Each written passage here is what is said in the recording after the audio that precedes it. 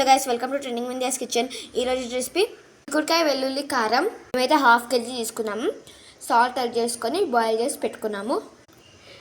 కొంచెం ఉప్పు, 3 table spoon కారం, 2 చిన్న ఉల్లిపాయలు, కొంచెం జీలకర్ర మిక్సీ పట్టుకొని పెట్టుకోవాలి. ఇప్పుడు పోపు వేసుకుందాము.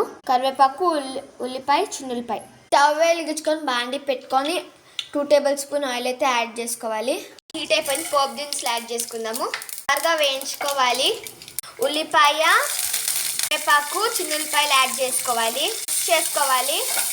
మిక్సీ పట్టుకున్న కారం అయితే దీంట్లో యాడ్ చేసుకోవాలి. మిక్స్ చేసుకోవాలి. పచ్చివాసన పోయేంత వరకు మనం కారంని ఫ్రై చేసేసుకున్నాము. ఉడికించి పెట్టుకున్న చిక్కుడుకాయలు అయితే యాడ్ చేసుకోవాలి.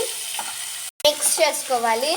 కొత్తిమీరతో గార్నిష్ చేసుకోవాలి. ఎంతో టేస్టీ అయిన చిక్కుడుకాయ వెల్లుల్లి కారం ready. Please like and subscribe to trending India and support me. Bye guys.